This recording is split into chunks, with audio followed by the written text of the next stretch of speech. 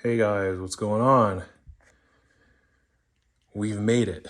The Jeep V8 swap is finished. For the second time, the build on the CJ is complete.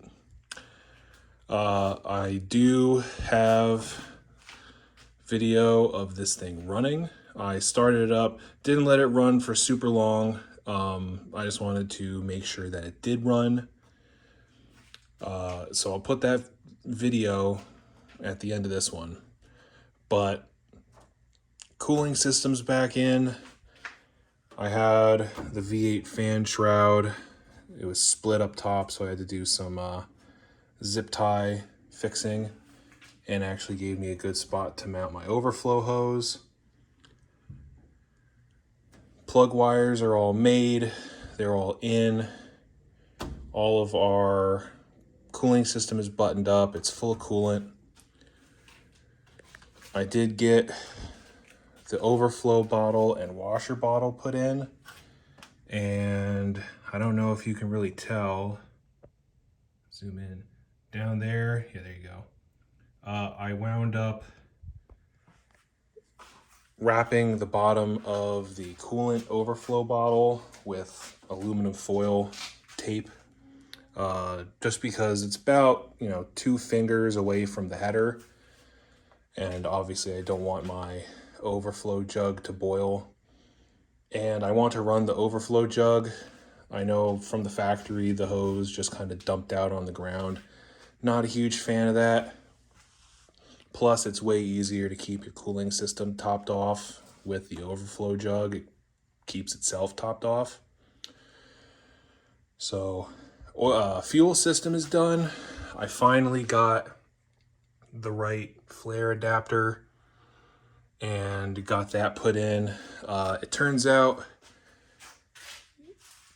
NPT and inverted flare fittings are different sizes. So the NPT fitting that I had that fit the line nut but didn't work because it had no flare fitting was a 1/4 inch female to 1/8 inch male. So I ordered a 1/8 inch male to 1/4 inch female flare adapter, and found out that on the flare adapters, the 1/4 inch size is the actual tubing size. So it was too small. So I had to get a 5/16 inverted flare female to 1/8 inch NPT male. But that's all done. I got this. It's just an aftermarket hose. It's kind of like one size fits most. I'm not a huge fan of it. I could trim it, but the ends have the little clamp fittings on them, and it wouldn't be super easy to transfer those.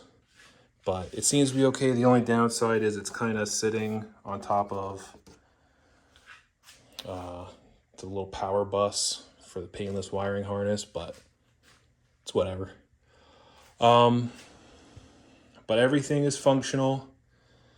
I do have to get in and replace my oil pressure sender.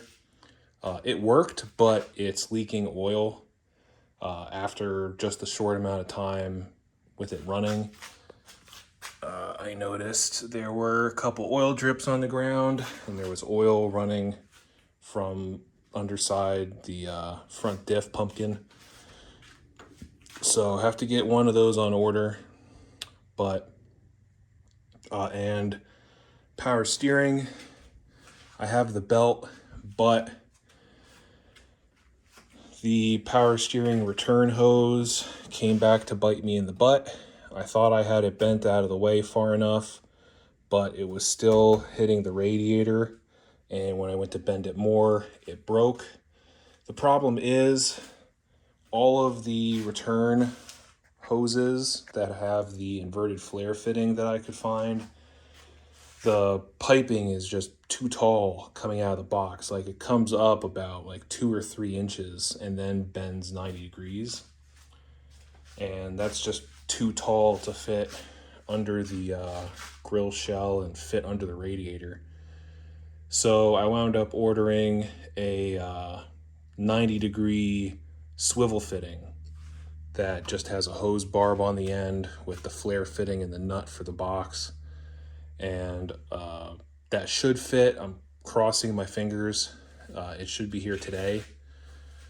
And then I can get that put in and just run the hose from the barb on the back of the pump to the barb on the power steering box, which will be fine. It's just the low end. It's just the return hose. So like there's very low pressure going to it. So that'll be fine.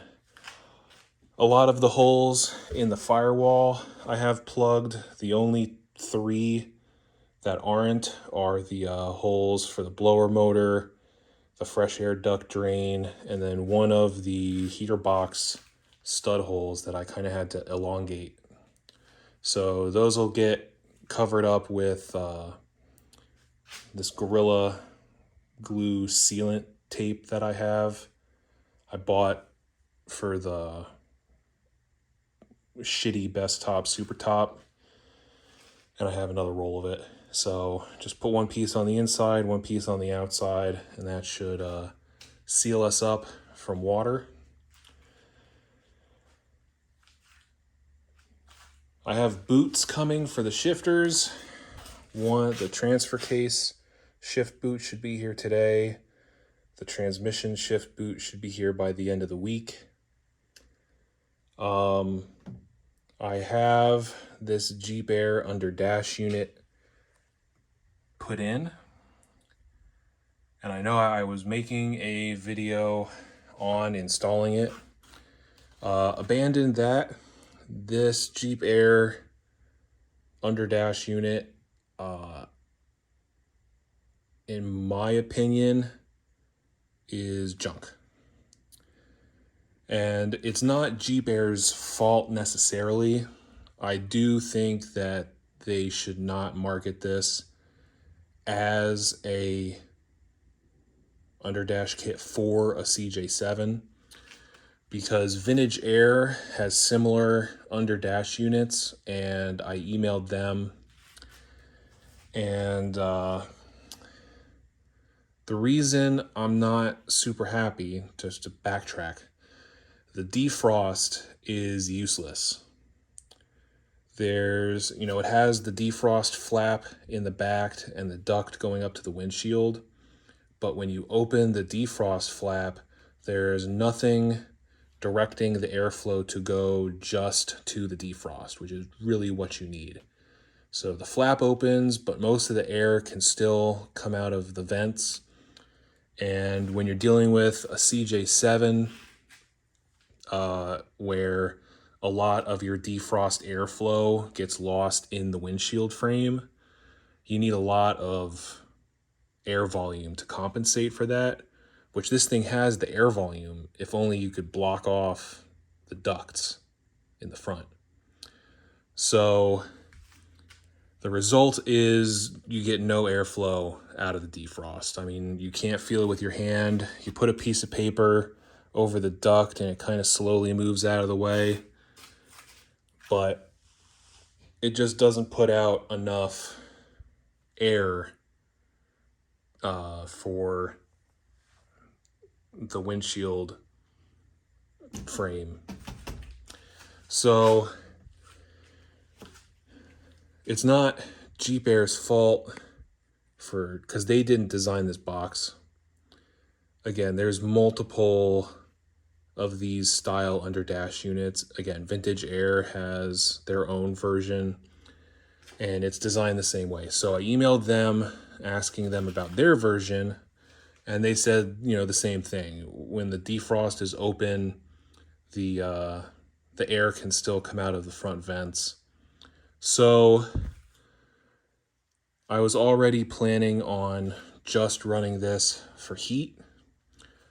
I will continue to do so, but in the future, end of springtime, when it starts getting hot and I want AC again, I'm going to have to go with a Vintage Air Gen 5 compact unit, which it is still, the unit's like $1,100, and then you have to buy the controls and the under dash vents and everything, but I am going to go that route. I want the air conditioning. I can still use the Jeep Air AC compressor and their AC lines and everything when that time comes. So the kit's not for nothing, but you know, for me, I want to have AC, but I also want everything to function. And you know, if my windshield's fogging up on the inside and I can't safely see out of it, then it's kind of useless to me. So a little disappointing. I did email Jeep Air with all of my issues that I had with this kit, and I did ask for a partial refund. Who knows if I'm actually going to get it. Figured it's worth a try, but yeah, I definitely would not recommend this Jeep Air heat and AC kit. I would say keep your factory stuff. If you want to go that route, keep your factory stuff, and you can get Jeep Air's AC only kit, which is designed to leave your factory HVAC stuff in. Or I would go with a Vintage Air Gen 5 kit, because that gives you a dedicated defrost function that should overcome, you know, gives you just the airflow out of the defrost. So we'll have to see. Like I said, I have the different parts picked out that I think is going to work great. Also, the switches that I found for the Gen 5 say that you can take the individual switches out. There's 3 of them. You could take them out and put them in your dashboard. So that might be something that I look into, you know, getting rid of those useless cables and putting in the switches, make it look a little bit more factory. But again, we'll have to see. But next project is going to be this cowl block off plate. I have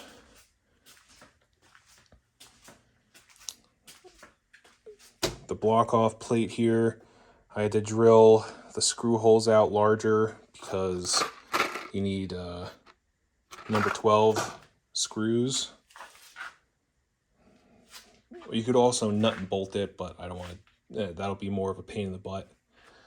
So we have the cowl cover and this ready to go, and then I got a roll of Felpro gasket making material. So I'm gonna leave this overnight just to sit and flatten out, and then tomorrow I'll cut it out, make my screw holes, and then I'm probably gonna run some silicone around the tub edge and run some silicone around the block off plate and get that put on. Like I said, the power steering fitting should be here today. My drive shaft should be here tomorrow, so that'll be pretty exciting. And then I still have to order the power steering fluid and the oil pressure sender. And then the Jeep will be done and ready to hit the streets. So I'm gonna put the clip of the Jeep running, and I will catch you guys on the next one.